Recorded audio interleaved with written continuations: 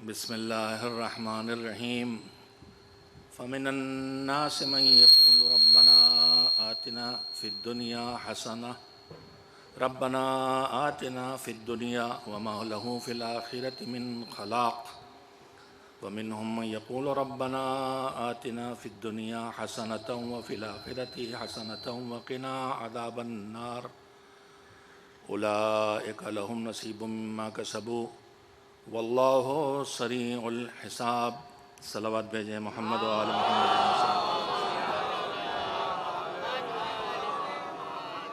پہلی گزارش ہے کہ ایک بار سورہ حمد اور 3 بار سورہ توحید کی تلاوت فرما کے مرحوم کی روح کو ہدیہ کر دیں۔ صلوات بھیجیے محمد و آل محمد۔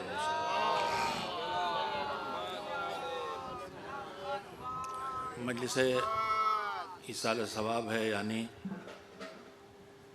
اس کے لیے جو اس دنیا کی زندگی سے گزر کے اگلی منزل حیات میں داخل ہو چکا ہے، جس کا سفر آخرت شروع ہو چکا ہے، اس کے لیے وہ لوگ آئے ہیں جو ابھی اس دنیا کی زندگی میں اپنا وقت گزار رہے ہیں، تاکہ رہ جانے والے کے لیے وہ کر سکیں جو جانے والا خود اپنے لیے اب نہیں کر سکتا۔ اور وہ سلسلہ جو زندگی میں ایک دوسرے کے ساتھ محبت کے برتاؤ کا تقاضا، رشتوں کا تقاضا، دوستی کا تقاضا، ارحام اور رشتہ دار ہونے کا تقاضا ہے، وہ برتاؤ اب بھی جاری رہے، اس لیے کہ زندگی نے منزل بدلی ہے، زندگی نے خاتمہ نہیں پایا۔ کوئی موجود معدوم نہیں ہوا ہے، وجود کی ایک منزل سے گزر کے وجود کی دوسری منزل میں گیا۔ میرے پیش نظر 2 باتیں ہیں، 2 ہدف ہیں، 2 مقصد ہیں، 2 پیغام ہیں۔ وہ باتیں کرنا ہے جو اس کے کام کی ہوں جو چلا گیا، اور وہ باتیں کرنا ہے جو ان کے کام کی ہیں جو ہیں، جو ابھی سفر میں تو ہیں لیکن ابھی ٹرانزٹ میں نہیں پہنچے ہیں۔ برزخ ٹرانزٹ کا نام ہے۔ سفر ہمارا کبھی کبھی ہوتا ہے ایک ملک سے دوسرے ملک میں، تو بیچ میں ایک ملک سے تیسرے ملک سے گزرتے ہیں، جس ملک سے ہیں نہ وہاں نہ جہاں جا رہے ہیں وہاں، بلکہ بیچ میں کہیں ہوتے ہیں۔ اگلے ملک میں جانے میں کچھ وقت ہوتا ہے تو وہ ٹرانزٹ کہلاتا ہے۔ تو برزخ کی زندگی در حقیقت ٹرانزٹ کی زندگی ہے۔ اس طرف ہمارا وہ جگہ ہے جہاں سے سفر کا آغاز ہو چکا ہے، اور اس طرف آخرت ہے جہاں پر سفر کا اختتام ہونا ہے۔ میں نے آپ حضرات کی خدمت میں ان موضوعات کو، ان باتوں کو عرض کرنے کے لیے سورہ بقرہ کی ان آیات کی تلاوت کی ہے جس میں پروردگار عالم نے ہمیں سکھایا ہے اور بتایا ہے کہ تمہیں اپنی زندگی کے ان مرحلوں میں جہاں اب ہو اور جس کے بعد جو آنے والا، جس زندگی کا پیچھے کا مرحلہ ہے، اس کا ہمارے اختیار سے کوئی تعلق نہیں ہے۔ پیچھے بھی زندگی تھی، عالم زر سے ہے، بطن مادر میں تھی، صلب پدر میں تھی، لیکن وہ ہمارے ہاتھ میں نہیں تھی۔ اس وقت کی زندگی اور اگلی زندگی کی ذمہ داری ہمارے اوپر ہے۔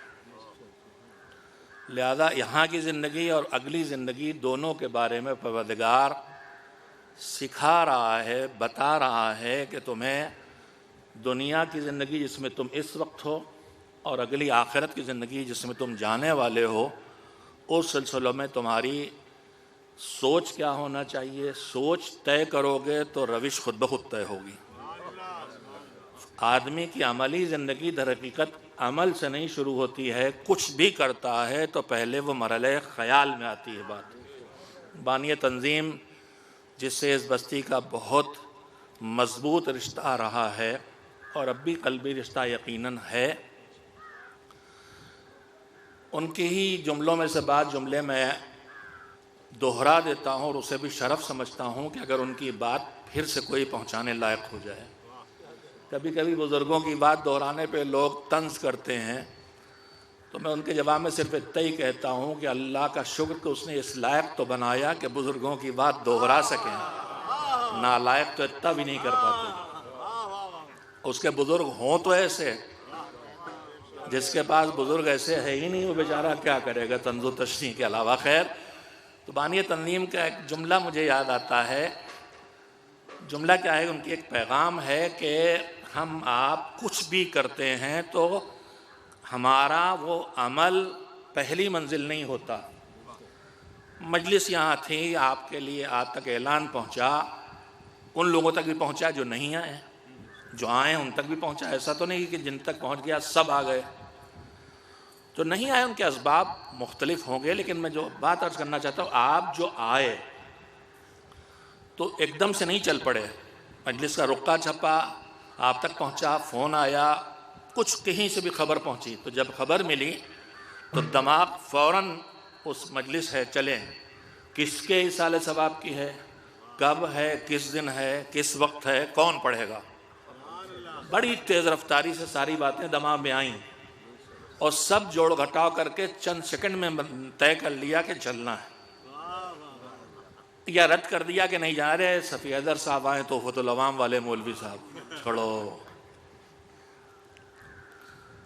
ارے صاحب ٹھیک ہے 40واں، مگر اتنی دور کی رشتہ داری تھی، مشیر صاحب گاؤں تو رہتے نہیں تھی، زندگی باہر گزاری ہے، لڑکوں جان پہچان نہیں، کوئی ناراض نہیں ہوگا، کوئی بات نہیں۔ تو جو اسباب لانے کے ہیں اگر وہ سب فراہم نہ ہوئے تو آدمی خیال میں رہ جائے گا، منزل میں، عمل میں نہیں آئے گا۔ یہ خیال منزل عمل میں تب آئے گی جب خیال آنے کے بعد سارا کیلکولیشن کر کے لگے کہ نہیں چلنا ہے۔ اب چلنا ہے جو پیدا ہوگا تو دل میں آئے گا شوق کہ جانا ہے، تو منزل خیال منزل شوق سے بدلے گا۔ اب منزل شوق میں آنے کے بعد گھر سے نکلیں گے تو منزل عمل آئے گی۔ تو پہلے بات دماغ میں آتی ہے، پھر دل اسے قبول کرتا ہے، پھر عمل میں منزل آتی ہے۔ منزل فکر ہے، منزل فکر و دماغ ہے، منزل قلب ہے، دل کی منزل ہے، اور پھر عمل کی منزل ہے۔ بانی تنظیم کہتے تھے کہ ہم اکثر جب کہتے ہیں کہ ہمارا زندگی کو مسلمان ہونا چاہیے، نمازی ہوں، روزے دار ہوں، خمس نکالیں، جھوٹ نہ بولیں، غیبت نہ کریں، جو آپ کو سب کو سکھاتے گئے اور آپ نے بہت کچھ سیکھا بھی اس میں سے، وہ یہ کہتے تھے کہ ہمیں لگتا ہے کہ زندگی کا مسلمان بنانا مشکل ہے، نجس پاک سے پرہیز مشکل، جھوٹ سے دوری مشکل، غیبت سے بچنا مشکل، تو ہمیں لگتا ہے زندگی کا مسلمان بنانا مشکل۔ مسلمان بنانے کا مطلب یہ ہے کہ جو اللہ کہے وہ کریں اور جس سے روکے اس سے رک جائیں، واجب کم سے کم ہو، حرام سے بچیں، یہ ہے زندگی کا کم سے کم مسلمان ہونا۔ تو ہم لوگ واقعی مشکل لگتا ہے، صبح رات میں 2 بجے تک واٹس ایپ پہ کھیلتے رہے، صبح پھر 3:30 بجے 4 بجے 4:30 بجے اٹھ کے نماز پڑھنا مشکل ہے۔ 18 20 گھنٹے 18 گھنٹے 16 گھنٹے کا گرمی میں شدید موسم میں روزہ رکھنا مشکل ہے۔ تو ہمیں زندگی کا مسلمان بنانا مشکل ہے، لیکن وہ فرماتے تھے زندگی کا مسلمان بنانا مشکل نہیں اتنا جتنا دل کا مسلمان بنانا مشکل ہے، جتنا دماغ کا مسلمان بنانا مشکل ہے۔ دل کے مسلمان ہونے کا مطلب یہ ہے کہ دل میں اس بات کا شوق پیدا ہی نہ ہو جو اللہ کو ناپسند ہے، اس کی چاہت آنے ہی نہ پائے کہ جو اللہ کو ناپسند ہے۔ مجھے چاہے جتنا اچھا لگتا ہے کہ میں ایسی دھن پہ وہ نوالا نوحہ سنوں، بڑا مزیدار ہے، مگر مذہب کہہ رہا یہ نوحہ چاہے کتنا بینیا ہے مگر اس کی دھن گانے کی ہے، اس لیے نہیں سن سکتا۔ اب ہمارا دل لاکھ مچلے ہم نہیں سن سکتے۔ دماغ کا تو دل میں کوئی شوق پیدا نہ ہونے پائے، دل کا مسلمان ہونا یہ ہے۔ اور خیال کا مسلمان ہونے کا مطلب یہ ہے کہ ذہن میں فکر میں اللہ کے حکم کے خلاف کوئی سوچ نہ اٹھنے پائے، یہ ہے مسلمان ہونا۔ تو اگر دل مسلمان ہو جائے، دماغ مسلمان ہو جائے تو زندگی کا مسلمان بنانا دشوار نہیں ہے۔ ذہن اور دماغ اور دل اگر مسلمان ہوں گے تو زندگی کو اسلام سے بچانا مشکل ہو جائے گا۔ نہیں یہ بات آخری جملہ شاید آپ تک نہ پہنچا سکا. دل مسلمان، دماغ مسلمان اللہ کے وجود کا احساس، اس کی عظمت کا احساس، اس کے احسانات کا احساس، اس کی رحمتوں کا احساس، اگر یہ سب واقعی دل و دماغ میں پیدا ہو جائے تو سر جھکانا مشکل نہیں ہوگا، سر کو سجدے میں جانے سے روکنا مشکل ہوگا. یقین نہ آئے تو کربلا سے لے کے صفین کے میدان تک نظر ڈال کے دیکھ لو. ایک صلوات بھیجے محمد و آل محمد.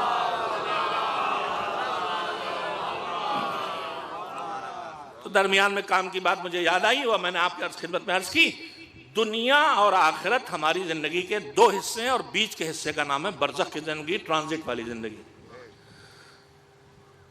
اللہ نے یہ برزخ کی زندگی جو رکھی، اس برزخ کی زندگی کا فلسفہ بھی ہے. کبھی کبھی ہمارے دماغ سوچتے ہیں کہ مالک اب مر گئے، اب کسی کام کے تو رہ نہیں گئے، نہ اچھا نہ برا کچھ نہیں کر سکتے. جب تک زندہ تھے یہی آنکھیں کبھی وہ کام کرتی تھیں جو ثواب لے کے آتے تھے، کبھی وہ جو گناہ لے کے آتے تھے. انہی آنکھوں سے ماں باپ کو احترام سے دیکھا، ثواب لے کے آ گئی. انہی آنکھوں سے ماں یا باپ یا کسی بزرگ کو گھور دیا، یہی ثواب عذاب لے کے آ گئی. انہی آنکھوں سے زری کی زیارت کی، ثواب لے کے آ گئی. انہی آنکھوں سے نامحرم پہ جا کے ان کو روک دیا، یہی عذاب لے کے آ گئی. یہی ہاتھ تکبیر کے لیے اٹھے، ثواب لے کے آئے. یہی ہاتھ سینے پہ ماتم کے لیے پڑے، ثواب لے کے آئے. یہی ہاتھ کسی کے رخسار پہ بے سبب تماچا بن کے پڑے، یہی مصیبت بن گئے. یہی پیر مسجد لائے، قدم مسجد لائے، ثواب لے آئے. مسجد سے امام باڑے لائے، مجلس لائے، ثواب لے آئے. انہی قدموں سے دو بھائی لڑ گئے تھے، کبھی وہاں دوڑ کے گئے انہیں سمجھایا، کبھی ادھر دوڑ کے آئے انہیں سمجھایا، تو یہی قدم ثواب کا ذریعہ بن گئے. اور دو بھائیوں میں بہت چھن رہی تھی، ہمیں کھلا، کچھ دوڑ کے ادھر گئے، ادھر لگائی، کچھ ادھر لگائی، یہی قدم ذریعہ عذاب بن گئے. اسی دماغ سے لگائی بجھائی کر کے لڑا دیا، یہی مصیبت بن گئے. اسی زبان سے ادھر ادھر سمجھا کے آگ ٹھنڈی کر دی، یہی ثواب کا ذریعہ بن گئے. اسی دماغ سے فتنے سوچ سوچ کے گاؤں بھر کو لڑا ڈالا. ہیں ہمارے حقائق ہیں، فتنہ سازی کے علاوہ کچھ نہیں، مصیبت ہی مصیبت بن گئی. اور اسی فتنے کے مقابلے میں اللہ نے ہمیں دینداری دی تھوڑی سے، ہم نے لڑوں کو ملا دیا سوچ سوچ کے اپنی عقل مندی سے. اپنی سیاست چلنے پہ لڑنے پہ لگائی تو عذاب بن گئی، اپنی سیاست ملانے پہ لگائی تو ثواب بن گئی. تو مالک اب تو اچھا برا جو بھی تھا ہم کچھ کرنے لائق نہیں. نہ اس ہاتھ سے ماتم کر سکتے ہیں، نہ تکبیر کے لیے اٹھا سکتے ہیں، نہ اس سے نامحرم کچھ ہو سکتے ہیں، کسی تماچا مار سکتے ہیں. نہ اس زبان سے تلاوت کر سکتے ہیں کہ ثواب لائیں، اور نہ اس زبان سے غیبت کر سکتے ہیں کہ عذاب لائیں. حساب کر دے کہ جلد باز انسان اگر حساب کر دیں تو تیری مصیبت بڑھے گی. حساب نہ کرنا بھی اس کی ایک رحمت ہے. یہ برزخ کی زندگی، یہ ویٹنگ لسٹ، ہم لوگ کہتے ہیں نا کہ عدالتوں میں فیصلے دیر ہونا انصاف کو ختم کر دیتے ہیں اور جلدی فیصلہ ہونا چاہیے، حقیقت بھی یہی ہے. لیکن اللہ کی عدالت میں جہاں گواہ کی ضرورت ہی نہیں، وہ خود شاہد ہے، اور گواہ ٹوٹنے کا امکان نہیں ہے، بلکہ ٹوٹے گا وہ جو ہماری آنکھ ہے ہمارے خلاف گواہی دے گی، جو ہماری زبان ہمارے زبان کے خلاف. تو وہاں کیس لیٹ ہونے سے بگڑنے کو امکان نہیں. یہ اس کی رحمت کا تقاضا ہے کہ اس نے برزخ کی زندگی رکھی. کہ تم نہیں کر سکتے مرنے کے بعد، ابھی تمہارا حساب کلوز کر دیں. تم نمازیں چھوڑ کے گئے، تم روزے چھوڑ کے گئے، تم نے خمس نہیں نکالا، تم پہ واجب تا کرنے نہیں گئے، تم نے نہ جانے کتنے واجبات چھوڑے ہیں. اگر میں آج حساب کر دوں تو اس کے کیلکولیشن میں تمہارا جہنم پکا. لیکن ابھی میں حساب اس لیے نہیں کرتا کہ تم چھوڑ کے گئے ہو، تو جنہیں چھوڑ کے گئے ہو وہ کیسے، انہیں دین دے کے گئے ہو یا بے دین بنا کے. اگر تم نے خالی ایک کام یہ کر لیا کہ انہیں دین دے کے گئے ہو، اب وہ بیٹھے ابا کی اتنی نمازیں قضا ہیں پڑھ ڈالیں، اتنے روزے چھوٹے ہیں رکھوا دیں، اتنا خمس نہیں نکالا تھا نکال دیں، تب جو بچے اس میں سے زندگی بسر کریں، حج واجب تھا کروا دیں. تو اب تم نہیں، کل تک تم بیٹھ کے قرآن پڑھتے تھے تمہیں ثواب ملتا تھا، آج وہ بیٹھ کے قرآن پڑھے گا، ثواب اسے بھی ملے گا تمہیں بھی ملے گا. یہ اس کی رحمت ہے. برزخ کی زندگی اس لیے رکھی ہے تاکہ رہ جانے والے جانے والوں کی زندگی کی مشکلات کو دور کر سکے، اور اس کی لمبی مدت رکھ دی. چھوٹ کے بعد چھوٹ، بیٹا نہیں کر پایا پوتا کر دے، پوتا نہیں، جہاں تک تمہاری تربیت کا اثر پہنچے گا وہاں تک یہ خدمت ہو سکے گی۔ تو برزخ کی زندگی اس نے اس لیے رکھی، اس کے بھی کرم کا ایک نتیجہ ہے۔ ایک صلوات بھیجیں محمد وآل محمد۔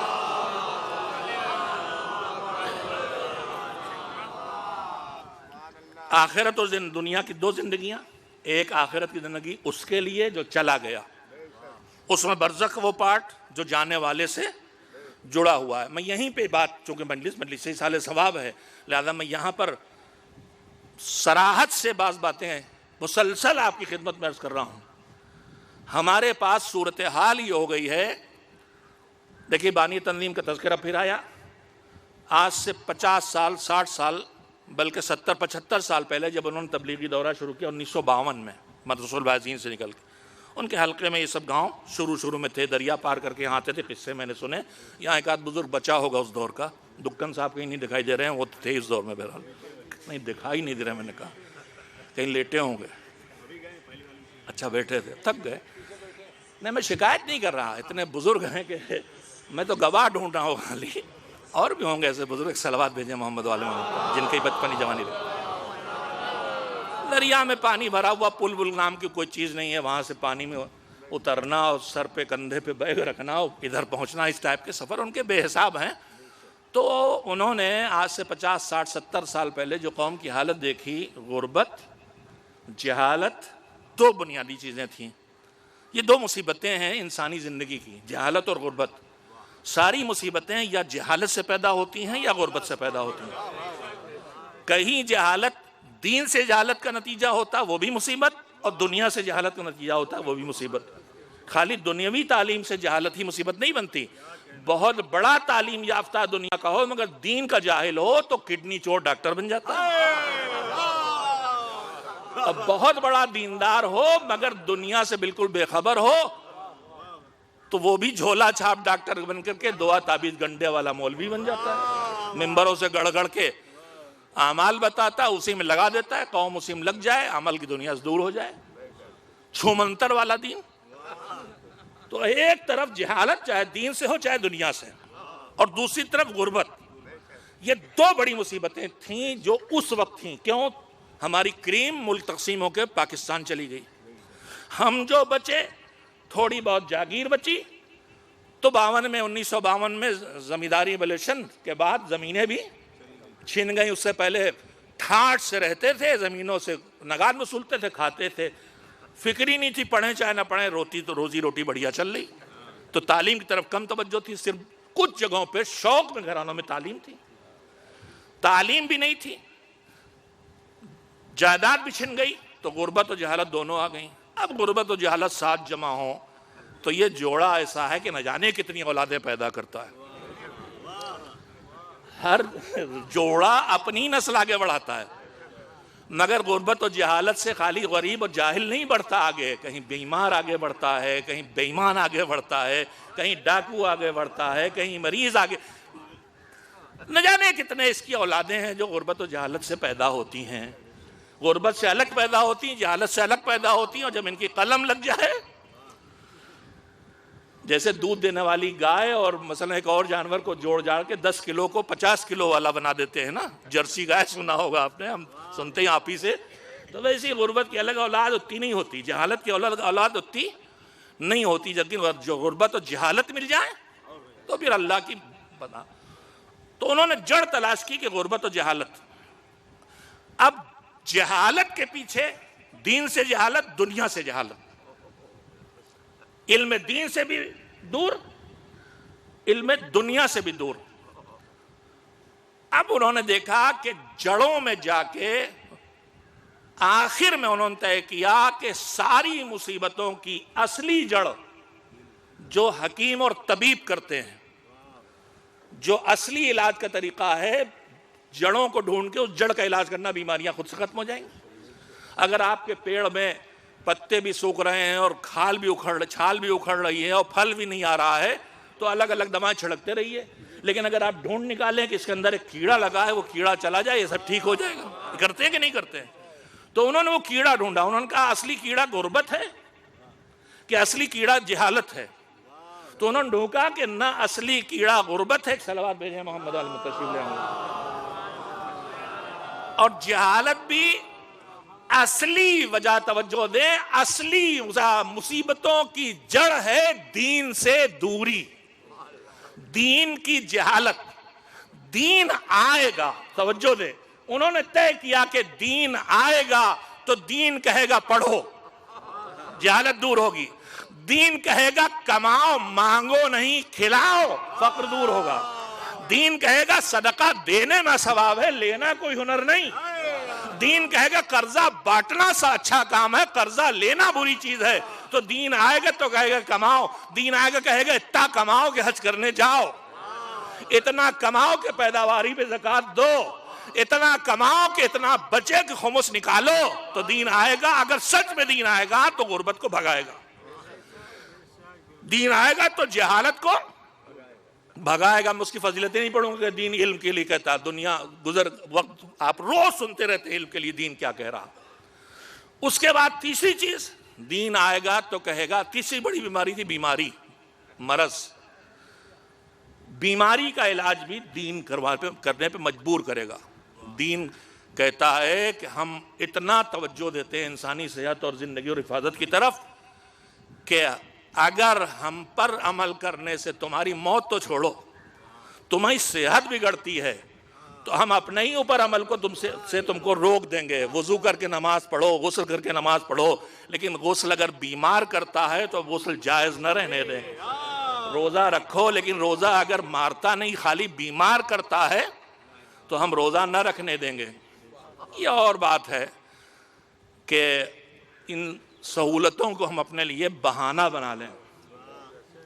جشن سیمی جو ہوا 25 سالہ تنظیم جشن سیمی، مولانا ابن علی شائق مرحوم نے پتہ کہہ کے دیا تھا. نامدار عباس سلموں نے، اب جو خود حجت الاسلام ہے ماشاءاللہ، انہوں نے پڑھا تھا.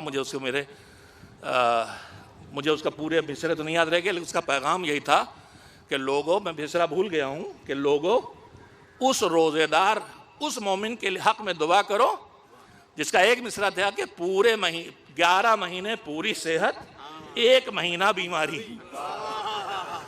کسی کو یاد ہوگا یہاں صلوات بھیجیں محمد والا. انہوں نے بانی تنظیم نے طے کیا اور صحیح فکر ہے، علاج بھی کیا، علاج کیا، نتیجہ بھی پایا.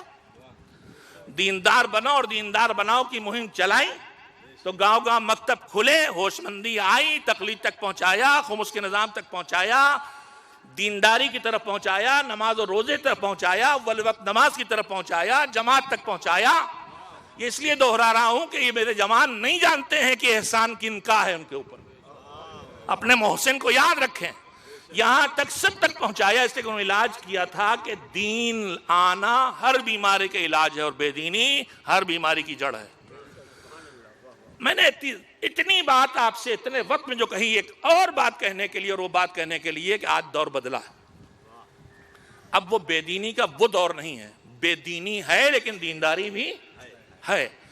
دشمن چاہے شیطان ہو، چاہے شیطان کا نمائندہ سامراجی طاقتیں، یا شیطان کا نمائندہ جو اپنے فائدے کے لیے آپ کا نقصان کرتا ہے، جو ممبروں پہ بیٹھ کے میری طرح اپنی واہ واہ کے لیے آپ کو وہ فکریں دے دیتا ہے جو آپ کو آخرت کا ڈر آپ کے دل سے نکال دیتی ہیں. ہاں، چپ کے رہ جائیں گے. ممبر پر بیٹھ کے چاہے شاعری کرے، چاہے خطابت کرے، آپ کی سوچ جوان کی وہ دے کہ تمہیں جہنم کا ڈر نہیں، تمہیں ڈرنے کی ضرورت نہیں، جو جی چاہے کرو، تم تو علی والے ہو، عزادار ہو، تم تو بخشے جاؤ گے. یہ آپ کا دوست نہیں ہے، یہ اپنی واہ واہ کے لیے آپ کو گمراہ کر رہا ہے. یہ آپ کا دوست نہیں ہے. اس قرآن سے آپ کو لڑا رہا ہے. قرآن قدم قدم پہ آخرت کا ڈر، قرآن قدم قدم پہ صاف صاف نماز کا مذاق اڑایا جا رہا. مثلا مثال کے طور پر کتنے ہمارے جوان ہیں، حد ہو گئی ہے. ابھی میں نے کسی عالم دین سے، بڑے عالم دین کی تقریر میں سنا ہے، برصغیر کے پڑوسی ملک کے، ایک جگہ گئے، بے انتہا مولا یہ وزادار مومن، بے دین نہیں، دیندار ہے، دین کا منکر نہیں، ملحد نہیں، کمنسٹ نہیں. اس سے کہا نماز پڑھ لو. کہ ہمیں کہا نماز پڑھنا، کیوں؟ کہا ہم تو بس امام حسین کی عزاداری کے لیے پیدا ہوئے. اور جنت پہ ہمیں جانا ہے، عزاداری لے جائے کہ نماز پڑھیں چاہے نہ پڑھیں. یہ فکر ہمارے درمیان آ گئی. ہمارے زمانے سے بھی جو پیدا بچے ہیں اب ہمارے اس ملک میں پیدا ہونے لگے. افسوس یہ ہے کہ کل تک اس ملک کی شاعری اور خطابت اتنی اونچی تھی کہ پڑوسی ملک ہماری باتیں دہراتا تھا. افسوس یہ ہے کہ آج ہم اتنے نیچے چلے جا رہے ہیں کہ ہمارے پہچان تک نہیں، اپنے ہیرو کو چھوڑ کے پیچھے کی طرف کے نقلی چیزیں لے کے آ رہے ہیں. بہتر سے بہتر شاعر آج بھی یہاں موجود ہے، ذاکر آج بھی موجود ہے، لیکن کیسٹ سے ذاکر و خطابت ہو رہی، معیار خالی رہ گیا. کیسٹ سنو، جہاں واہ واہ ہوئی وہ دہرا دو. ایک صلوات بھیجیں محمد و آل محمد. تو ہمارا دشمن چاہے شیطان ہو جو ایک بڑا دشمن ہے، دوسرا اس سے بڑا دشمن ہمارا نفس ہے. ہمارا الزام شیطان پہ لگا دیتے ہیں. کبھی کبھی بعض باتیں بڑی آسانی سے سمجھی جا سکتی ہیں، لطیفوں کی شکل میں بھی. بکثرت ہم روایات میں پڑھتے ہیں کہ ماہ مبارک میں شیطان قیدی ہو جاتا ہے، بند ہو جاتا ہے. ہم سب کے ذہن میں الجھن آتی ہے کہ شیطان بند ہو جاتا ہے تو پھر کاہے کے لیے ہم رمضان میں کیا ہم معصوم ہو جاتے ہیں، ہم سے غلطیاں نہیں ہوتی. تو دو میں سے ایک وجہ ہے. ایک وجہ تفریحی لہجے میں بتائی گئی ہے، ایک سنجیدہ لہجے میں. تفریحی لہجے میں جو وجہ ہے مرزا غالب نے بتائی، پیتے تھے جو مشہور ہے. البتہ تاریخ کے بیانوں پر بھروسہ کرنا بڑا مشکل ہو گیا ہے، اس لیے کہ تاریخ ہمیشہ دشمن ہاتھوں نے لکھی. کسے کیا بنا کے پیش کیا ہے بڑا مشکل ہے. تاریخ کے اندر جائیے تو شاہان اودھ کا آخری واجد علی شاہ کے بارے میں نماز شب کی پابندی تک کی باتیں ملتی ہیں. اور دشمن ان کا انگریز اس نے جو تاریخ لکھی ہے اس میں ان کو بہت ہی رنگیلا مزاج بتایا. تو تاریخ پہ بھی آنکھ بند کر کے بھروسہ نہ کیجئے. جو کل تاریخ کا قلم کام کر رہا تھا آج وہی میڈیا کر رہا ہے. اور آپ میڈیا پر آنکھ بند کر کے بھروسہ کرتے ہیں. واٹس ایپ کو ٹھیک سے دیکھتے نہیں، اگلے کو بھیج دیتے ہیں. ہاں ہمارا یہی حال ہے نشر کرنے میں. قرآن مجید کہتا ہے، میرے جوان سنیں جو واٹس ایپ کی، بوڑھے بھی سنیں، جو واٹس ایپ کی خبروں پر بھروسہ کر کے فوراً ٹرانسفر کرنا شروع کر دیتے ہیں. ہر روز بیٹھتے ہیں آج نیا فتنہ کہاں سے آیا اسے پھیلایا جائے. قرآن مجید کہتا ہے ان جاءکم، بسم اللہ الرحمن الرحیم، ان جاءکم فاسق بنبأ فتبینوا ان تصیبوا قوما بجہالۃ فتصبحوا علی ما فعلتم نادمین. جب کوئی فاسق یعنی وہ جو اللہ کی اطاعت نہیں کرتا، واجبات چھوڑتا ہے، حرام کام کرتا ہے، چاہے داڑھی مونڈنا ہی کیوں نہ ہو. اگر داڑھی مونڈنا گناہ صغیرہ بھی ہے تو ہر گناہ صغیرہ دہرانے سے گناہ کبیرہ بن جاتا ہے. اور گناہ نفس کے دباؤ میں آ کے تو بڑا گناہ بھی چھوٹا بن سکتا ہے کہ مالی غلطی ہو گئی نفس کے دباؤ میں، لیکن گناہ لاپرواہی میں ہو تو چھوٹا گناہ بھی گستاخی اور بغاوت بن سکتا ہے. تو منع کر رہا ہے مگر میں چھیلوں گا ضرور. اب یہ چاہے جتنا چھوٹا گناہ ہو، مگر اللہ کی بارگاہ میں تیری نہیں مانوں گا کہہ رہا، روز تیری نہیں مانوں گا. خیر میں ان باتوں پہ زیادہ نہیں پڑھتا، یہ سوچ سے جڑی ہوئی ہیں. مگر میں پھر کہنا چاہتا ہوں اللہ نے داڑھی مونڈنے کو حرام قرار دیا ہے، چاہے احتیاطی کا حکم ہو. تو اگر آپ کو کسی کارے میں شبہ ہو جائے، آپ کھانے میں کتنی احتیاط کرتے پھرتے ہیں، یہ مت کھاؤ. میں آپ سے یہیں پہ دعا گزارش گزار بھی ہوں کہ اس عمر میں آ کے آدمی تھوڑا بہت بولنے کا مرض ہوتا ہے، وہ ہوتا ہے. لیکن مجھے کورونا ہوا تھا شروع میں ہی، اور ابھی اس کے سائیڈ ایفیکٹس میں ایک چیز آئی ہے جو الزائمر سے ملتی جلتی چیز ہے، یعنی ایک بیگ تھوڑا سے بھول جانا یا چلنے میں بیلنس پرابلم ہونا. علاج چل رہا ہے مگر آپ کے دعاؤں کی ضرورت ہے. ایک صلوات بھیجیں محمد و آل محمد. ہاں مجھے یاد آ گیا، انہوں نے امام 12 ہیں، وہ حدیثیں جمع کی. علماء اہل سنت کی بخاری سے لے کے ترمذی تک سارے صحیح ستہ تقریباً شاید کور کیے، سب میں 12 موجود ہیں. اور پھر اس کے لیے لکھنا شروع کیا کہ 12 کیسے ہوں، اور اس سے دلیل بھی دی کہ 12 ہیں، اور ان صحیح ستہ میں ہے کہ یہ 12 نہ رہیں گے تو دنیا مٹ جائے گی. اور اسی سے دلیل دی ہے کہ یہ خود دلیل ہے کہ 12 میں کوئی ہے ورنہ دنیا مٹ گئی ہوتی. یہ سب صحیح ستہ میں ہے. تو خیر انہوں میں عصمت کی بات آئی، اور انہوں نے کہا کہ 12 کی عادت صرف اثنا عشری شیعوں نے نکالا ہے، معنی دوسروں بھی ہے. انہوں نے کہا 12 جوڑے خلفائے راشدین سے لے کے بنی عباس تک 12 بنائے گئے. لیکن جب بنائے گئے جتنی فہرست ہے تو انہوں نے ایک جملہ لکھا ہے کہ آپ 1 درجن کیلے لینے بھی جاتے ہیں تو دیکھتے ہیں اس میں داغی نہ ہو. انہوں نے کہا کہ جو 12 جوڑے ہیں یا ان میں کوئی داغی ہے یا کوئی باغی ہے. ہاں اسی میں تو مزہ آتا ہے. ایک صلوات بھیج دیجئے محمد.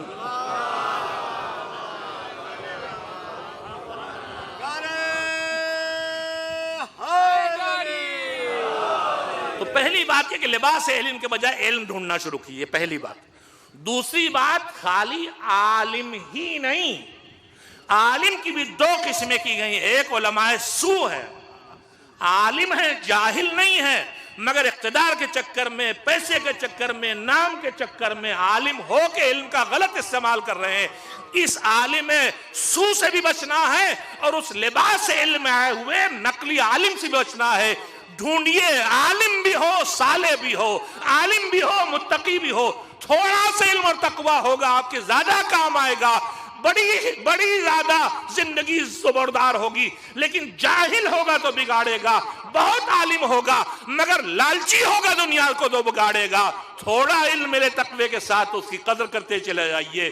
اس تھوڑے علم کی جگہ پہ بڑے علم والے تک پہنچ جائیے گا، بڑے تقوی والے تک پہنچ جائیے گا.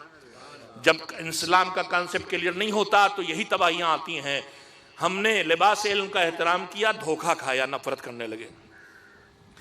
ہم نے عالم کو بھی پہچانا. آج ہمارے درمیان باغی پیدا ہو رہے ہیں جو واقعاً عالم سے نزدیک تھے اور وہاں بھی انہوں نے کردار اور گھر کے اندر کی حقیقتیں دیکھ کے ان کو نفرت ہو گئی. مگر میں پھر عرض کروں گا، کل بھی آج بھی ہمیشہ اچھے برے دونوں رہے ہیں اور رہیں گے. مذہب نے عالم تک پہنچایا بھی ہے اور جس عالم تک پہنچنا ہے اس کے لیے یہ بھی بتایا ہے علماء سو سے خود کو بچاؤ. اور اگر آپ کے ٹچ میں جو آدمی آیا، ایک تو آپ ٹچ میں ہی جاتے ہیں انہی کے جو آپ کو لگتا ہے کہ آپ کے کام کا ہے، معاف کیجیے گا. مجلس اس کی اچھی ہوتی ہے اس لیے بلائیں گے، اس کی سیاست میں جگہ اچھی اس لیے بلائیں گے. جب ان کے پاس آپ جاتے ہیں، آپ کا مطلب آپ سب نہیں، اور ان سے جب جھوٹ اور سب کچھ دیکھتے ہیں تو آپ سب سے متنفر ہو. آج مولوی ایسا ہے. نہیں بھائی، بے ایمان ڈاکٹروں کو دیکھ کے آپ پورے ہر ڈاکٹر کو بے ایمان نہیں کہتے. بے ایمان وکیلوں کو دیکھ کے آپ ہر وکیل کو بے ایمان نہیں سمجھتے.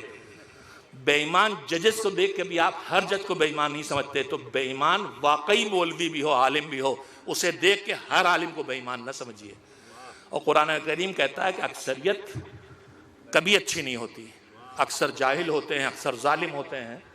اقلیت کی طرف قرآن آپ کو پہنچاتا ہے. ایک صلوات بھیجیں محمد و آل محمد. بات سے بات نکلتی گئی. میں ساری باتیں جو 2 حصوں میں تقسیم کی تھیں، آخرت کی زندگی اور دنیا کی زندگی، اور آخرت کی زندگی اور دنیا کی زندگی کے درمیان رابطہ، کہ آخرت کی زندگی میں ہم کیسے کام آئیں اور دنیا کی زندگی کیسے بسر کریں. میں جلدی سے بات کو بس اب یہیں پہ ختم کرنا چاہتا ہوں. میں نے جو آیت پڑھی سورہ مبارکہ بقرہ کی 100 نمبر سے 102 نمبر تک کی 3 آیتیں، جس کا ایک حصہ ہم دعائے قنوت میں پڑھتے ہیں. بس میں وہیں پہ بات کو ختم کرتا ہوں. ہم لوگ روز نمازوں میں، ہم سب کو بچپن سے دعا یاد ہے. 2 ہی دعائیں ہم لوگ قنوت میں عام طور پڑھتے ہیں. ایک پڑھتے ہیں ربنا آتنا فی الدنیا حسنۃ وفی الآخرۃ حسنۃ وقنا عذاب النار، اور دوسری دعا پڑھتے ہیں ربنا اغفر لی ولوالدی وللمؤمنین یوم یقوم الحساب. یہی نہیں ہے، آپ قنوت میں کوئی بھی دعا پڑھ سکتے ہیں. جو دعائیں قرآن کریم میں پروردگار نے منتقل کی ہیں، اس کا مطلب یہ ہے کہ اللہ نے پسند کی ہیں کہ ہدایت کی کتاب میں ان کو آنا چاہیے. تو ہمیں آپ کو ان دعاؤں کو ڈھونڈ ڈھونڈ کے پڑھنا چاہیے، اور جو دعائیں معصومین نے کی ہیں ان سے بھی پڑھنا چاہیے. تو بہرحال ان میں یہ دعائیں جو پڑھتے ہیں ان میں سے ایک دعا ہم زندگی سے پڑھتے آ رہے ہیں. میں نے سوچا کہ شاید کہ تھوڑا سا مفہوم بھی آپ کے سامنے آ جائے، پیغام بھی پہنچ جائے. سورہ بقرہ کی یہ آیتیں جو ہیں یہ اس پس منظر میں آئی ہیں جب کفار کے بارے میں قرآن باتیں کر رہا ہے کہ کیسے نالائق لوگ ہیں. اس کا کہتا، اور حج کے موقع کی باتیں، حج میں وہ جو کفار ہیں ان کی روش اور پھر مسلمان کو کیسا ہونا چاہیے، حج کی مناسبت سے آگے بات آئی ہے. اور قرآن مجید اس کے بعد یہ بتا کے کفار و مومنین بار کے تب فمن الناس من یقول ربنا آتنا فی الدنیا، وما لہو فی الآخرۃ من خلاق. لوگوں کی دو قسمیں بیان کی قرآن نے. فمن الناس لوگوں میں کچھ وہ ہیں من یقول جو یہ کہتے ہیں. اب یہ جو کہتے ہیں, ہم مجلسوں میں ایک جملہ سنتے ہیں کہ وہ زبان حال سے کہا. مصاحب میں پڑھتے تھے پہلے ہمارے بزرگ, اب تو ہم یہ بھی نہیں جانتے. وہ جو زبان حال سے کہلاتے تھے اسے ہم نے زبان مقال لفظوں میں اتنا بتا دیتے ہیں کہ جیسے یہیں تو بیٹھے رہے وہاں لشکر یزید میں تاریخ لکھنے کے لیے. تو کربلا کی جزیات یا تو وہ بیان کرے گا جو لشکر یزید میں تھا, یا وہ بیان کریں گے جو حسین کے ساتھ تھے. حسین کے ساتھ تھے جو شہید ہو گئے, ان تک تو ہم پہنچے نہیں. جو اسیر تھے انہوں نے بیان کیے, تو جو اسیروں نے بیان کیے وہ روایات میں آئے ہیں, اور جو انہوں نے بیان کیے یزیدیوں نے وہ تاریخ میں آئے ہیں. کہیں اتنی تفصیل ہر واقعے کے دیکھنے کو نہیں ملتی جتنی آج کل کے خطبہ اور ذاکرین اتنے جزیات بیان کرتے ہیں. جناب سکینہ نے یہ کہا, اور جناب عباس نے یہ کہا, اور جناب زینب جیسے یہ وہاں کھڑے تھے. ہمارے مرثیہ نگار, نوحہ نگار تخیل کے سہارے یہ بات کرتے تھے. ہمارے خطبہ کہتے تھے کہ ہمیں تاریخ میں پڑھنے کی نہیں ملا, لیکن منظر کشی کر رہا ہوں میں. آپ کہتے ہیں زبان حال سے ذوالجناح نے یہ کہا. جب امام حسین نے مثلا کہا کہ چلو آگے بڑھو تو سر جھکایا, اٹھایا, آگے نہیں بڑھا. تو زبان حال سے ذوالجناح کہہ رہا تھا کہ کیسے چلوں پیروں سے سکینہ لپٹی ہیں. تو یہ زبان حال ہوتا تھا. خیموں کے اندر بیویوں کے درمیان جو مکالمہ ہے, کون وہاں دیکھ رہا تھا؟ میں کسی کی توہین نہیں کرنا چاہتا, لیکن ابھی جو مجھ سے پہلے شاعر پڑھ رہے تھے, بہت اچھا کلام پڑھا انہوں نے, چاہے جس کا ان کا ہو یا کسی منتخب, لیکن جو نوحہ پڑھا انہوں نے وہ پڑوس سے لے کے آئے تھے. پڑوس میں جو شاعر گزر گئے اور جو اس وقت شاعری ہو رہی ہے, میں سوچ کے کہہ رہا ہوں, غلط کہہ رہا ہوں بعد میں مجھ سے بات کیجئے گا, سوشل میڈیا پہ نہ لکھیے گا. کربلا کی مصیبتوں کا ذکر تاکہ گریہ کرے فریضہ ہے, لیکن حسین کی قربانی کا ہدف یہ نہیں تھا کہ آپ ان پہ بس گریہ کریں. حسین کی قربانی کا ہدف یہ نہیں تھا. تو اگر گریہ کرانے کے چکر میں ہدف کو بھلا دوں, میں اس سے آگے کہنا چاہتا ہوں, ان نوحوں میں جناب سکینہ, جناب زینب, ام لیلہ, ام فروہ, سب کی زبانوں سے شاعر کے اپنے تخیلات کو واقعے کی شکل میں پیش کر کے ایسا کر دیا گیا ہے کہ خالی ان کی مظلومیت کا پہلو سامنے رہ جاتا ہے, ان کی شجاعت کا پہلو غائب ہو جاتا ہے. ابھی جو انہوں نے شعر پڑھے بہت اچھے تھے کہ زینب کہہ رہی تھی کہ تو اتنا ڈرپوک ہے کہ کربلا تو خود نہ آیا اور میں بچوں کے لے کے یہاں آئی ہوں. یہ ہے صحیح کردار. لیکن یہ نہیں جو ابھی جناب سکینہ کے لیے کہ بابا تم نے میرا منہ کیسے پہچانا. کہاں تھے تم؟ کہاں سکینہ نے ایسی فریادیں کی ہیں؟ یہ شجاع بہادر تھے, اور اتنے کہ ملون جب کہتا تھا قیدیوں کے درمیان سر سے کھیلتے ہوئے کہ تم نے اللہ کو کیسا پایا اپنے ساتھ اللہ کا برتاؤ, تو زینب جیسی شجاع بیٹی علی کی, بہادر بہن حسین کی, کیا کہہ رہی تھی؟ ما رأیت الا الجمیل, اللہ نے ہمارے ساتھ بس اچھا برتاؤ کیا ہے. تو ان کی شجاعت کا پہلو پیچھے چلا گیا, دب گیا. ہم نے ان کی مظلومیت پیش کرنے کے چکر میں ہم نے سب بھلا دیا. تخیلات کو واقعات بنا کے خدا کے لیے نہ پیش کیجئے. اور یہ ہمارے درمیان ایک چیز رائج ہو گئی, میں ذاکرین, خطبہ اور شعراء سب سے عرض کر رہا ہوں, کہیں گے آپ کی اوقات کیا ہے, بغیر اوقات کے عرض کر رہا ہوں, آپ مکالمے کی شکل میں گفتگو نہ کیا کریں. اللہ نے یہ کہا تو میں نے یہ کہا, اس نے یہ کہا تو میں نے یہ کہا. حضرت عباس کو جناب مکالمے, ہم تخیل کے سہارے جو مکالمہ کریں گے, نہ ہمارے پاس اللہ کی عظمت ہے, نہ ہمارے پاس زینب اور ام کلثوم اور سجاد اور حسین اور سکینہ کی خاک پا کے ذرے کے برابر ہے، نہ ان کے دماغ تک ہم پہنچ سکتے نہ ان کے دماغ تک. ہم سوچیں گے اپنے پس دماغ سے گڑھیں گے، لہذا یہ مکالمہ مصیبت بن جانے والا ہے. اور اس مکالمے پہ مشتمل نوحے مرثیے مجلسیں اگر پڑھی گئیں رمضان میں روزہ رکھ کے تو خیر منائیے کہ آپ کا روزہ بچ جائے.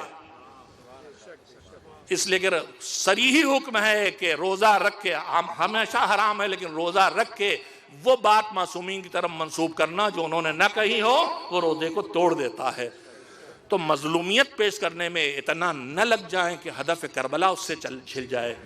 اصل کردار ان کا تھا ان کی شجاعت، ان کی بہادری، ان کا قربانی کا جذبہ. خالی مظلومیت نہیں تھی، مظلومیت بے شک تھی اور سب سے زیادہ تھی، لیکن ہدف کربلا خالی اس مظلومیت پہ رونا نہیں ہے. ہدف کربلا ہے اس عزاداری کے ذریعے مقصد حسین کی حفاظت کرنا. ایسے مصائب کربلا کے بیان کرو کہ اول وقت نماز پڑھنے کا جذبہ پیدا ہو جائے. ایسے بتاؤ کہ نماز شب بھی نہ چھوٹنے پائے. ایسے بتاؤ کہ حرام کی طرف حرام کی طرف نگاہ نہ پڑنے پائے. بھوکے پیاسوں پہ صدقہ پھینکا جائے تو اٹھا کے پھینک دیں کہ صدقہ ہمارے پر حرام ہے، منہ میں نہیں رکھتے. ایک صلوات بھیجیں محمد و آل محمد علیہ السلام. بس میں یہیں اپنی گزارش کو روک کے، اور میں نے جو کچھ مجلس پڑھی اس نیت سے کہ انشاءاللہ دیکھیے ایصال ثواب کا مطلب ثواب پہنچانا، اور ثواب پہنچانے کے لیے جو کام ہم آپ کرتے ہیں ان کی دو قسمیں ہو سکتی ہیں. دنیا کی ہر نیکی جو ہم آپ کرتے ہیں ان کی دو قسمیں. ایک وہ ہے جو نیکی رکی تو ثواب بھی وہیں پہ حساب ہو کے رک گیا. ہم نے تلاوت کی سورہ حمد کی، روایات میں وعدہ ہے کہ ایک سورہ حمد کا اجر و ثواب پڑھنے کا ایک قرآن کے برابر ہے، تو ایک قرآن پڑھنے کا ثواب مل گیا. ہم نے 3 بار سورہ توحید تلاوت کی. روایات کہتی ہیں کہ ایک سورہ توحید کی تلاوت 1/3 قرآن پڑھنے کے برابر ہے. تو 3 بار تلاوت توحید کی تو ایک قرآن کا ثواب مل گیا. ہم نے 2-3 منٹ میں 2 قرآن کا ثواب پہنچا دیا. یہ میں نے صراحت اس لیے کی کہ جسے ہم یہ فاتحہ کہتے ہیں، جو سورہ حمد کا نام ہے، کھانا رکھ کے کھڑے ہو کے پڑھنے کا نام نہیں ہے. فاتحہ سورہ حمد کا نام ہے. ہم بھی آپ سے بیٹھ کہتے ہیں فاتحہ تو آپ پڑھنے لگتے ہیں. عربی میں کہتے ہیں رحم اللہ من قرأ الفاتحہ، اللہ رحمت نازل کرے اس کے اوپر جو سورہ فاتحہ کی تلاوت کرے، تو آپ پڑھتے ہیں. تو فاتحہ اس میں سورہ حمد کا نام ہے، کسی عمل کا نام نہیں ہے. ہمارے بزرگوں نے یہ سب کیوں شروع کیا تھا میں اس وقت اس موضوع پہ نہیں جاؤں گا. اتنا ہی کہہ سکتا ہوں کہ تلاوت قرآن کی کر کے اللہ کے حق کی ادائیگی کا ایک ٹکڑا سامنے آتا ہے، اور کھانا کسی کو پہنچا کے کھلا کے حق العباد کی ادائیگی آتی ہے. دونوں کو جوڑ کے انہوں نے بتایا کہ ایصال ثواب کرنا ہے تو حق اللہ کی ادائیگی بھی کرتے رہنا، حق العباد کی ادائیگی کرتے رہنا. لیکن یہ خاص شکل جو کھانا رکھو، کھڑے ہو کے پڑھو، یہ سب جو ہے یہ شریعت کا کوئی ڈیزائن نہیں ہے. تو سورہ فاتحہ ہو یا کچھ اور چیزیں ہوں، یہ ساری کی ساری مذہب نے جو گنجائشیں ہمارے پاس رکھی ہیں، ان گنجائشوں پہ جو سوچ ڈیولپ ہوئی ہے وہ ان میں یہ عمل وجود میں آئے ہیں. مگر یہ میں عرض کرنا چاہتا ہوں فاتحہ کی جو خصوصی شکل ہمارے درمیان ہے کہ نہ کر پائیں تو ہم سمجھتے ہیں محروم ہو گئے. نہیں، تو الگ الگ کام ہے. جتنی جی چاہے تلاوت کرتے رہیے، پہنچاتے رہیے. جتنا جی چاہے کھانے غریبوں کو کھلائیے، تنگ دستوں کو کھلائیے، زیادہ ثواب ملے گا. عام مومن کھلائیے، ثواب تب بھی ملے گا. بھرے بہت کھانے پینے والا مگر چٹورا آدمی ہے، چاہے جتنی بار آپ بریانی کھلائیں خوش ہوگا تو مومن ہے. بریانی کھا کے خوش ہوتا اس کا بھی ثواب ملے گا. یہ جو کہا جاتا ہے نا کہ بھوکے کو کھلائیے، بے شک بھوکے کھلانے کا بہت ثواب ہے، لیکن بھوکا نہیں ملتا. بھرے پیٹ کو بھی کھلائیں تو ثواب. اور نذر اور فاتحہ 2 قسمیں بھی شریعت نے نہیں کی ہیں کھانے کی، کہ نذر مولوی صاحب کھلائے جائے اور فاتحہ غریب کو دیا جائے، فقیر کو دیا جائے، چاہے خاندان کا ہو حقیقت نہ ہو. لکھپتی بھی ہے، فقیر خاندان کا ہے تو کھائے گا، اور فقیر و تنگ دست ہے مگر سید صاحب ہیں تو فاتحہ کھانا ان پہ حرام نہیں ہے. یہی فاتحہ کھانا کچھ ہوتا ہی نہیں. فاتحہ اور نذر میں 2 چیزیں، ایک تلاوت کرنا اور ایک کھانا کھلانا. کھانا فاتحہ میں ہم مرحوم کے ایصال ثواب کے لیے کھلاتے ہیں، اس کا ثواب مرحوم تک پہنچانے کے لیے. نذر میں ہمارا کھانا کس کے لیے ہوتا ہے؟ امام حاضر کی خدمت میں جا سکتے تو جیسے شہد لے کے آتے تھے لوگ، جیسے کھجوریں لے کے آتے تھے، ہم دسہریام لے کے جاتے اپنے یہاں سے. اب آج وہ سب کر نہیں سکتے تو امام سوچیں یہ کہ کھانا امام کی خدمت میں اگر ہم پیش کرتے تو وہ کیا کرتے؟ صدقہ نہیں تھا، وہ خود نوش فرماتے. لیکن امام کا مزاج یہ ہے کہ وہ خود کھانے سے پہلے دیکھتے کوئی بھوکا تو نہیں ہے اسے پہنچائیں، کوئی ضرورت مند تو نہیں اسے پہنچائیں. تو نذر کا کھانے کا مصرف بھی وہی ہے جو فاتحے کے کھانے کا ہے. جس زیادہ ضرورت تک پہنچائیں گے ضرورت مند تک زیادہ ثواب، کم تک کم ثواب. تو یہ نہیں کہ نذر تو بس مولوی صاحب کھائیں گے، اور نذر کو چاٹ چوٹ کے صاف کرو. ایک ذرہ بھی میں سمجھ کے سنیے گا اور سمجھ کے تبصرے کیجیے گا. نذر کا بڑا احترام کریں، آپ منسوخ کر دیا، لیکن ایک ذرہ بھی نہ جانے پائے اور فاتحہ میں کھانا پڑا، سڑ گیا، وہاں پھینک دیا گیا. میرے عزیزو، چاہے وہ نذر ہو چاہے فاتحہ، اور رزق خدا ہے، برباد کریں گے تو سزا ملے گی. چاول کا دانہ چاہے نذر کا ہو چاہے فاتحے کا، بیسن میں بہنیں گرائیں گی اور اتنا پھینکیں گی کہ نالی میں جا کے بے احترامی ہو. تو چاہے فاتحے کے چاول ہوں چاہے نذر کے ہوں چاہے روز کھانے کے ہوں، گناہ سب میں. ایک صلوات بھیجیں محمد و آل محمد. تو بس یہ بھی رہا کہ میں بات مصائب تک آ کے پھر واپس چلا گیا تھا. میں مصائب کی دنیا میں بھی ہم کو ایک خیال رکھنا چاہیے کہ کربلا کا ہدف ہماری عزاداری سے ڈیمیج نہ ہو. کربلا کے پیغام کو آگے نشر کریں. اگر صرف حسین کی شہادت کافی ہوتی تو اسیری والا مرحلہ نہ آیا ہوتا. اسیری کا مرحلہ بتا رہا ہے کہ شہادت دینا اور ہے اور پیغام شہادت پہنچانا اگلی منزل ہے. اور یہ مجلس جناب زینب نے کی، زینب کی قائم کی ہوئی سنت ہے، اور اس سنت کو قائم کیا تو اس لیے کہ زینب کو اطمینان تھا اللہ کے وعدوں پر، اور اس پر کہ ہم اپنی ذمہ داری ادا کریں تو اللہ کے وعدے پورے ہوں گے. یزید سے بھرے دربار میں انہوں نے کہا تھا کد قیدک وسعا سعیک، جتنی مکاریاں کرنا ہے کر لے اور جتنی چالیں چلنا ہے چل لے. خدا کی قسم ہمارا ذکر مٹنے والا نہیں ہے. تو ہمیں کوئی اس کی فکر نہیں ہونا چاہیے کہ اگر ہم ان کی عزاداری نہ کریں گے تو ان کا ذکر رہ جائے گا. ہمیں تو فکر ہونا ہی چاہیے کہ عزاداری کریں تو وہ نتیجہ دے جس نتیجے تک پہنچانے کے لیے زینب نے عزاداری کی تھی. ہم صرف جذبات کے سارے سوچتے ہیں. سید سجاد نے پوری عمر کربلا کے بعد 35 سال کی جو گزاری، اس میں جو بڑے نمایاں کام کیے، اس میں ایک بہت بڑا عمل تھا حسین کی عزاداری. دوسری کو تھا سجدے اور عبادت.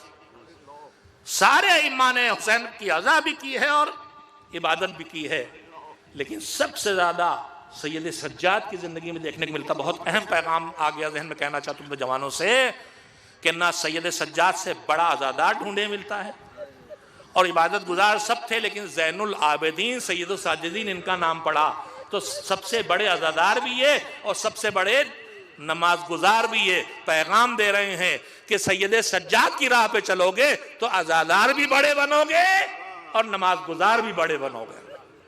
سجدہ بھی کرو گے ماتم بھی کرو گے. یہ نہیں کہ ماتم پہ لگ گئے تو سجدہ چھوٹ گیا اور نمازوں پہ لگ گئے تو مجلس چھوٹ گئی. یہ ان کی زندگی کا پیغام ہے. ہم لوگ کبھی کبھی صرف جذبات سمجھ لیتے ہیں. سیدہ زینب مدینے میں داخل ہوئیں، نانا کے روضے کے داخلے سے لے کے بھیا کی قبر تک مسلسل یہ کہنا کہ اگر گنجائش ہوتی تو میں دکھاتا کہ میرے ان بازوؤں پر اور پشت پر کتنے تازیانے پڑے ہیں. یہ صرف فریاد نہیں تھی، یہ حسین کے پیغام کو پہنچانے کے لیے تبلیغ تھی. ان کا گریہ صرف اس لیے نہیں تھا. شام میں ان کی قبر ہے، روضہ ہے، مصر میں بھی ان سے منسوب ہے. دونوں میں کہاں دفن ہے بالکل یقینی نہیں، لیکن ہمارے علماء نے شواہد کے ذریعے تقریباً اطمینان کی منزل تک یہ فیصلہ کیا ہے کہ شام میں بی بی زینب ہے. مرثیوں میں اس کی ایک کہانی آتی، میں کیا بتاؤں، مجھے کچھ سچ بتائے نہیں پڑتے ہیں، آپ سے برداشت ہو چاہے نہ سو. اور اس میں پوری کہانی کہ وہ باغ تھا، وہ باغ میں آئے اور وہ سر پہ وہاں مالی نے کلہاڑا مار دیا اور شہید ہو گئی. کسی تاریخ میں ڈھونڈے مل جائے. اس ممبر سے میڈیا پہ کہہ رہا ہوں، مجھے بھی روایت بتا دیجئے گا تاکہ میں بھی اسے اطمینان قلب سے پڑھ سکوں. ان کی شہادت کا واقعی سبب معلوم نہیں ہے، شہید ہوئی ہیں. زیادہ امکان یہ ہے کہ دشمنوں نے ایسے جتنے تھے سب کو زہر دے کے چپکے سے شہید کیا. شہید کب کرتا تھا؟ ہمارے ائمہ طاہرین میں تلوار سے شہید مولا علی اور امام حسین، اس کے علاوہ سب کہاں سے شہید ہوئے؟ زہر سے شہید ہوئے۔ شہید کب کرتا تھا ظالم؟ پہلے پابندیاں لگاتا تھا، بولنے پہ، ملنے پہ، قید خانوں میں رکھتا تھا، گھر میں بند کرتا تھا، لوگوں کے ملنے پہ انہیں سجا دیتا تھا۔ جب ہر طرح سے کوشش کر کے ان سے ہار جاتا تھا کہ ان کا پیغام ہدایت نہیں رک رہا ہے، تب انہیں شہید کرتا تھا۔ تو شہید کرنا دشمن کی شکست کا اعلان تھا، اب ہار گیا، اب اس کے بس میں کچھ نہیں ہے۔ زینب کبریٰ نے کیوں شہید کی گئیں؟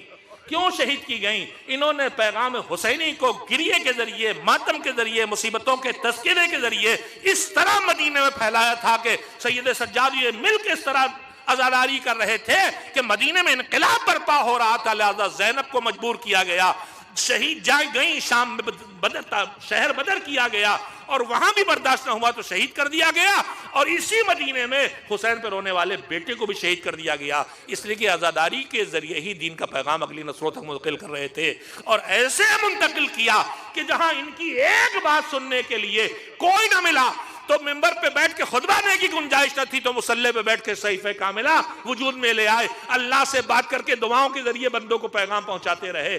جب اس طرح سے ماحول ملا تھا کہ سید سجاد کو کوئی ایک سننے والا نہ ملا تھا، تو ایسے تبلیغ دین کی مصلی پہ بیٹھ کے دعا کے ذریعے، فرش عزا بھی جسے میں کہتا ہوں عزاداری کے ذریعے اس طرح تبلیغ کی کہ جب بیٹا آیا تو ہزاروں شاگرد مسجد النبی میں جمع ہوتے تھے محمد باقر کی بات سننے کے لیے۔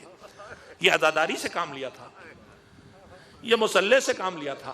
بس میں یہیں پہ ختم کروں۔ ایک مرد مومن، ان کے بڑے بھائی موجود ہیں، محب اہل بیت ہونے کا ثبوت یہی ہے، ان کے والد مرحوم ضمیر صاحب مرحوم، میں نے بچپن میں ان کو دیکھا، لکھنؤ میں تھے، پھر بعد میں وہ لوگ علی گڑھ چلے گئے تھے۔ انہوں نے اپنے سارے بیٹوں کو نام کسی نہ کسی شاعر کے، جو میں جانتا ہوں، دبیر اور مشیر اور بھی نام ہوں گے مجھے دھیان نہیں، لیکن شاعروں پر رکھے، یعنی ان کی تمنا تھی کہ میری نسل میں ذکر حسین کرنے والے پیدا ہوں، اور وہ پیدا ہوں جو حسین کے ساتھ حسینیت کو بھی پہنچاتے رہیں۔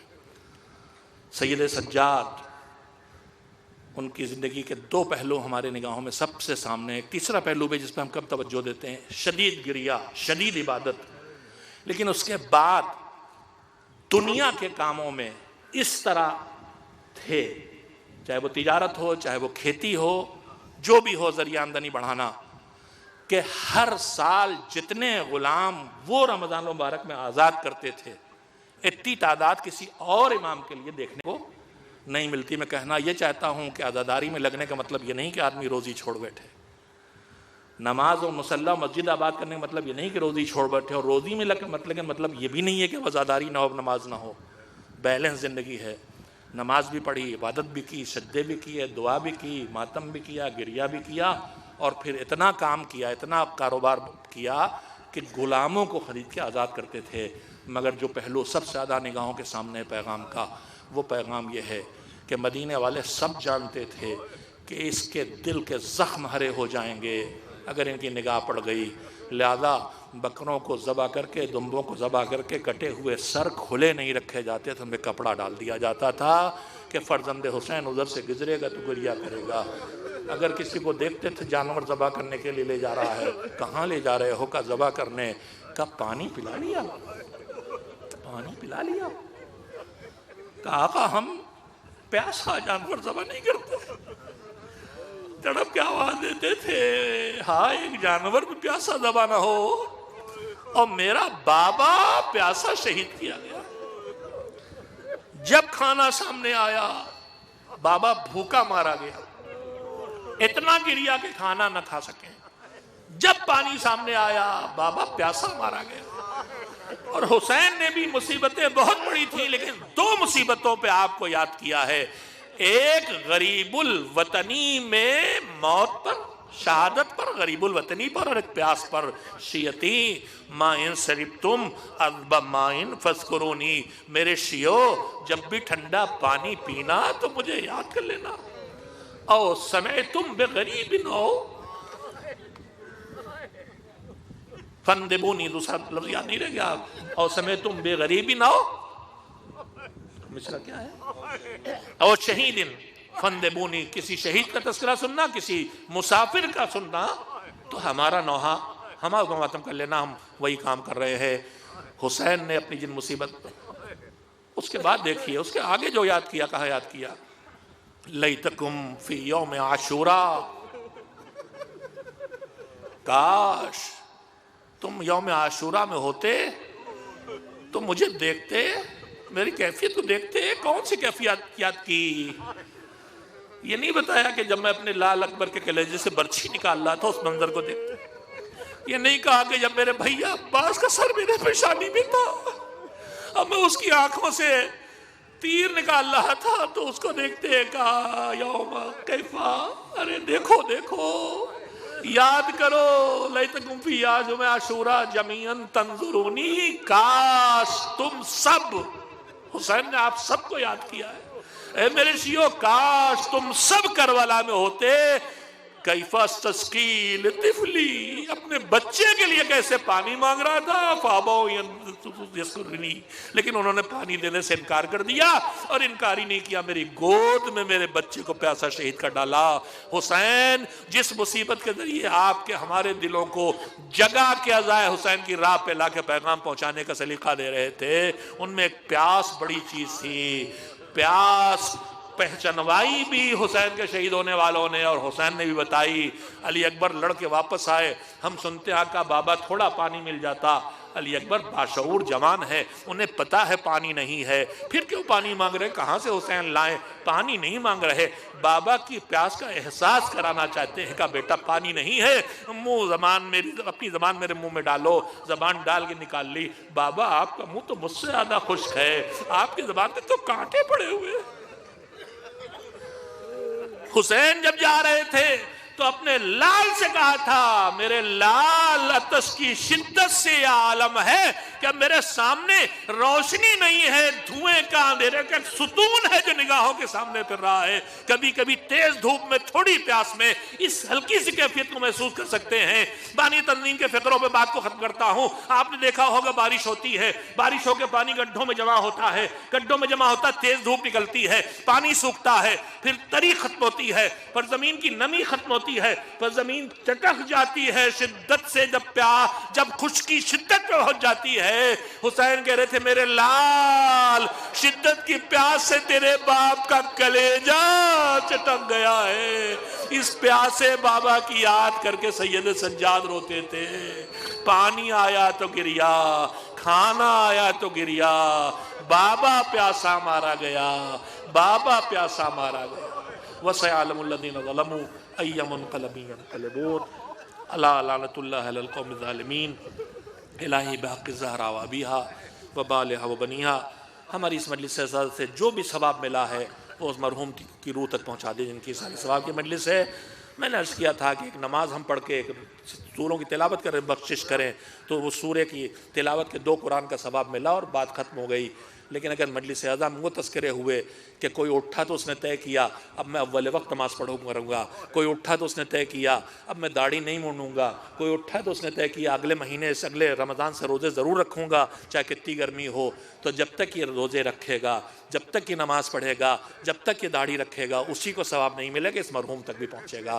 لہذا کوشش کریں کہ کم از کم 40ویں کی مجلسیں وہ ہوں کہ مجلس ختم ہو جائے مگر سلسلہ ثواب جاری رہے۔ پروردگار ہمارے اس حقیر عمل کو قبول فرما، اس سے جو بھی اجر و ثواب ملا تو انہیں سلیقہ سکھایا، ہم اپنے ہر کار عمل خیر کو جو ایصال ثواب کے لیے کیا ہے، ہم سب کار خیر کو بارگاہ معصومین میں ہدیہ کرتے ہیں، اس کے ثواب کو پھر تو ثواب دے گا، وہ ان مرحوم تک پہنچا دے جن کے لیے مجلس اعزا کی گئی ہے۔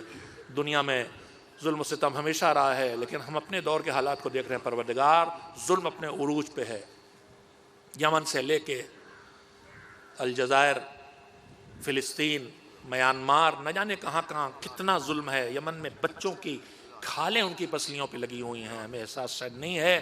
پروردگار ان مظلوموں کی حفاظت فرما، ان ظالموں کو آپس میں ٹکرا کے نیست و نابود فرما۔ اسلام کے نام پر جو دہشت گردی پھیلا رہے ہیں، جانے لے رہے ہیں، ابھی پھر سے پوری طاقت لگی ہوئی جمہوریہ اسلامی کو مٹا دینے کی، ناکام ہوں گے۔ جب اس سے پہلے اس سے بہت بھیانک، آپ مایوس نہ ہوں، اس سے پہلے جنگ کے دوران اس سے بہت بڑے بڑے حادثات ہوئے، اس وقت کمزور حکومت نے دشمن کو پسپا کیا، آج تو الحمدللہ مضبوط حکومت ہے۔